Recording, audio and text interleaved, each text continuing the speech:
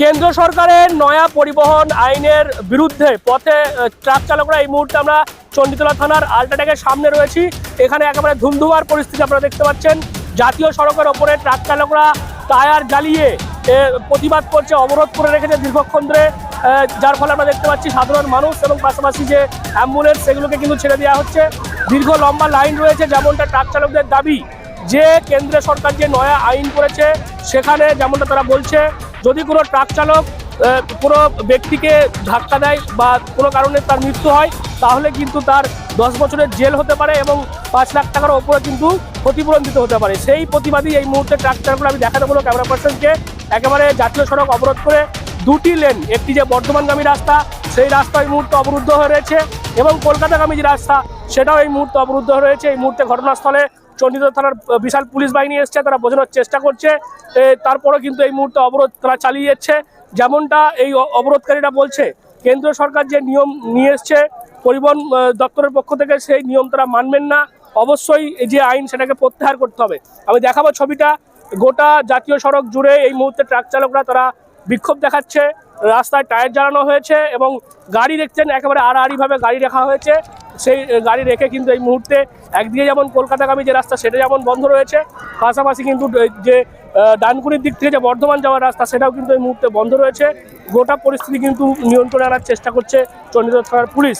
काला कानून लाकर जो केंद्रीय सरकार अमित शाह हमारे गरीब बेरोजगार भाई पर जो अत्याचार कर रहे हैं, ये काला कानून लाकर एक कतई हम ड्राइवर भाइयों माफ नहीं करेंगे।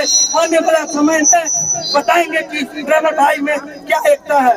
ड्राइवर एकता जिंदाबाद, ड्राइवर एकता जिंदाबाद, ड्राइवर एकता जिंदाबाद।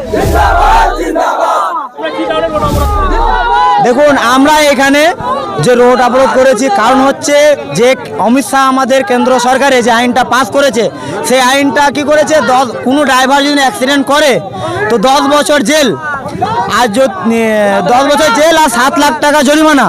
যদি সেই ড্রাইভার সেই পেশেন্টটাকে হাসপাতালে নিয়ে যাওয়া হয় তাহলে কিছুটা সাজা মাফ করা হবে।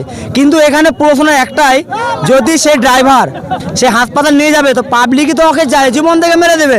সে নিজের জীবনের জন্য আমরা প্রশাসনের কাছে যাই, কিন্তু এখন সেই জিনিসটাকে মানে ফাঁসির মতো হাল করেছে। 10 বছর যদি সরকার জেল করে দেয় ড্রাইভার, তার পরিবারটা কি হবে, তার পরিবার শেষ।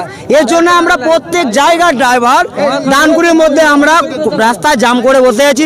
যতক্ষণ না এই আইন বন্ধ করা হয়েছে ততক্ষণ অব্দি এখান থেকে আন্দোলন উঠবে না। আমার নাম সাইদুল খান, বীরভূম জেলা থেকে। सर, मैं पहले ऑल ड्राइवर कल्याण संघ भारत का सबसे पहले शुक्रिया अदा करता हूं।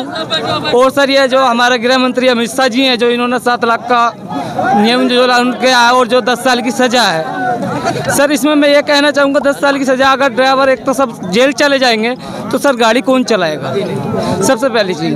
दूसरी चीज़, ड्राइवर गाड़ी चला रहा, सब चीज़ गाड़ी पे हर कहीं ड्राइवर है। अगर ड्राइवर को जेल डाल दिया जाएगा तो गाड़ी कौन चलाएगा, सबसे पहली चीज़। दूसरी बात मैं ये कहना चाहूँगा, जो ये नियम कर रहा है सब कुछ कर दिया इन्होंने। कभी किसी का बीमा भी ये करा है, हाँ आपको बीमा देंगे, कोई शराब पी के गाड़ी मारुति वाला बढ़ा देता है, कोई मोटरसाइकिल वाला आता है सर, इसलिए मौत होती है, सब कुछ होते हैं, मगर किसी का कोई इंसाफ नहीं होता। ड्राइवर तो कट रहा था, पहले भी मर रहा था, कहाँ पे नहीं लूटता था सर, ये बताइए मेरे को। पहले हर कहीं कोई पीट लेता था, कभी किसी ड्राइवर का इज्जत नहीं कहीं पे मिला है। बॉर्डर पे पुलिस वाला कहीं सभी ऐसा लगता है मुझको, कहीं बहुत जगह मर लगता भी, लाठी भी खाता है, डंडे भी खाता, गाली हर कहीं खाता, आम बात है। मगर सर इतना ही हम ये चाहते हैं, जब तक ये नियम वापसी नहीं लेगी सरकार, कानून अपना वापस नहीं लेगी, जब तक ड्राइवर भाईचारा एकता बनता रहेगा, चक्का जाम रहेगा, और इसके अलावा हम कुछ नहीं कहेंगे। सर मेरा नाम मेहरबान है। এই মুহূর্তে একেবারে ধুমধুমার পরিস্থিতি জাতীয় সড়কে, দেখাতে বলবো গাড়ি এখনো টায়ার জ্বালিয়ে গাড়ি চালকরা যারা রয়েছেন তারা প্রতিবাদ করছেন। ঘটনাস্থলে হুগলি গ্রামীণ জেলা পুলিশের চণ্ডীতলা থানার পুলিশ এসছে, তারপরে কিন্তু পরিস্থিতি এখনো নিয়ন্ত্রণে নেই। এই ট্রাক চালকরা বলছে যতক্ষণ না এই আইন যেটা কেন্দ্র সরকার করেছে সেই আইন প্রত্যাহার করা হবে ততক্ষণ না কিন্তু তাদের এই আন্দোলন চালিয়ে যাবে। এখন দেখার এই জাতীয় সড়ক ব্যস্ততম জাতীয় সড়ক, সেই জাতীয় সড়ক কতক্ষণে যান চলাচল স্বাভাবিক হয় এবং এই যে চালকদের যে ডিমান্ড, যে তাদের দাবি, সেটা তারা পূরণ হয় কিনা এখন সেটাই দেখার।